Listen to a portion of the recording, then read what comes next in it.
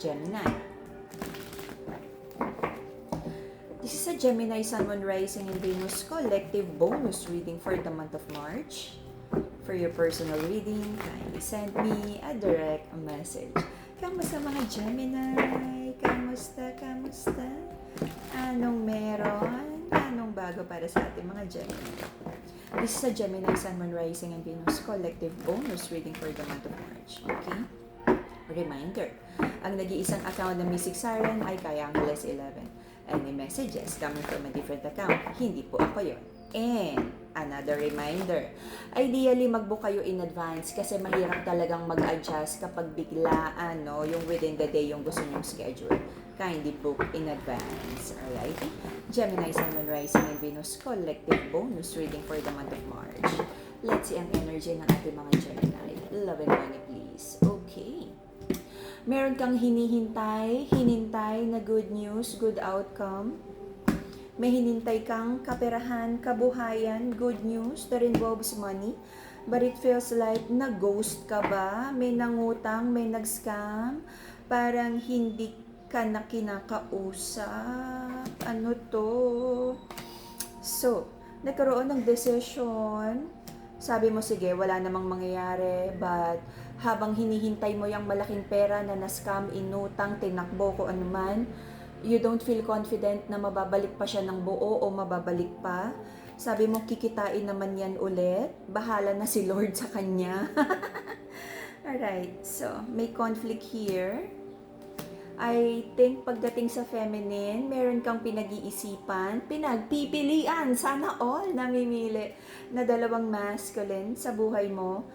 But para sa feminine, sabi mo, hay nako, pareho namang unreliable ang taon na to. So, sabi ng feminine sa connection na to, pagod na siya, may mga bumabalik, may bago, but wala siyang mapili, no, na parang lagi na lang emotionally absent or financially not ready, parang wala kang mapili. So, there's a family situation here na nahihirapan ka and you're manifesting na sana mas magkaroon na ng harmony ang relasyon na to, maging mas maayos, mas maging abundant. Meron kang hinihintay na good news pagdating sa kaperahan, kabuhayan, na magbe-benefit ang family. Pero sabi mo kung hindi pa darating right now yung good news na yan, okay lang, aayusin mo na lang. Hinihintay na offer, kung may mga kaso with the justice card, huwag ka mag-alala. Malulusutan mo to if may mga utang, scam, hindi nabayaran, court case, huwag kang mag-alala. The divine justice is on your side. Makukuha mo what's fairly for you. There is a love connection na sabi mo mukhang wala na talaga to. If ever na friendship na lang, closure na lang. Someone would try to reconnect, reconcile, but mukhang hindi na rin magiging maganda pa yung outcome. Okay? Ipaglalaban mo ang iyong personal goals, ang iyong healing, okay? Marami kang nilalaban sa buhay, but i-focus mo muna to. I feel this is malaking pera or opportunity na kailangan mo munang asikasuhin. It's like, baka maapektuhan yung a big chunk of, like, inipon mo to pera mo to no? Na parang makakaapekto na, you would rather fight for this, parang court case, mailaban mo yung pera na to kaysa i-rebuild, hindi siya birong halaga. Okay? You might be dealing with the Libra, Aqua, Aries, Taurus, Virgo, Capricorn.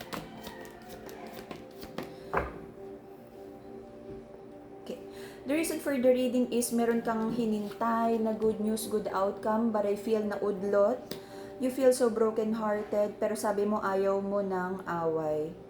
Sabi mo focus ka na lang sa stability, trabaho, pamilya. Meron ka ring hinintay na good news na maayos ang isang love situation, but it feels like hindi ready na ayusin to. Sabi mo mas okay na lumayo muna to avoid conflict kesa mag-clash na naman kayong dalawa. Okay? Focus sa kabuhayan, kaperahan. And for most of you, naghahanap ng isang love situation na, alam mo yun, na maayos. that would lead to long term, na matutulungan ka sa kapirahan kabuhayan, na magiging blessing sa buhay mo. Marami kang pinagpe-pray, sabi mo, sino pa ba ang connection sa buhay mo, family, friends, or love situation na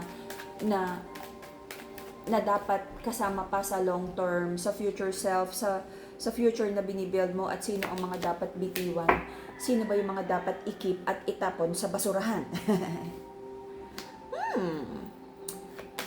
Why are you dealing with a toxic relationship? Bakit ka may attachment sa mga toxic connection? Bakit? Alam mong toxic, nalilito ka pa rin. Yan yung dapat mong matutunan to find the wisdom. Bakit may attraction ka sa mga toxic na tao? Sa toxic relationship? Sa unavailable na tao? Bakit pag hindi ka pinapahalagahan, mas gusto mo? Bakit? Bakit? Masokista yan? Masokista yung Gemini na yan?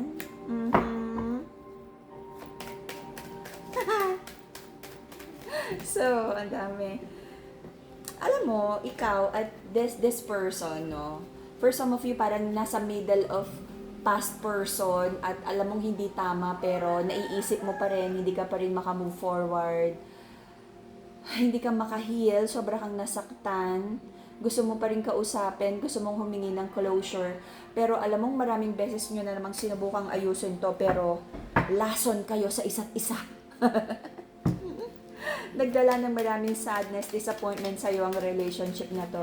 You might be also dealing with a Leo or Pisces. Maraming chismis, nagpapakiramdaman kayong dalawa, but alam mo naman na hindi ito ang tamang tao para sa'yo. Marami kang doubts kung dapat pa ba talagang iwanan tong toxic connection na to. Bakit nagkakaroon ng doubts?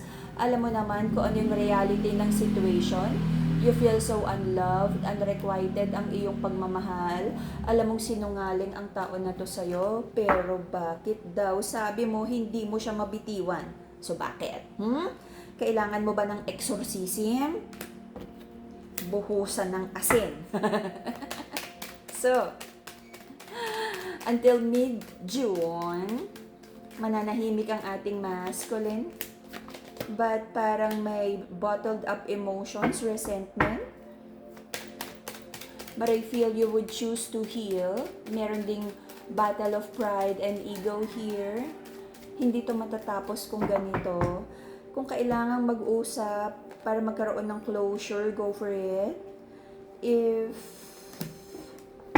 kailangan ng clarity, then mag-usap.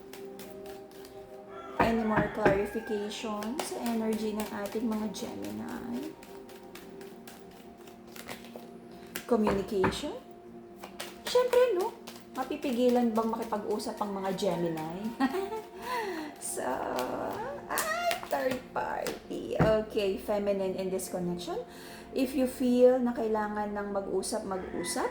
Kung may ipapangako sa'yo si masculine, manage your expectations. And tignan mo kung mag-a-align ang sinasabi sa ginagawa.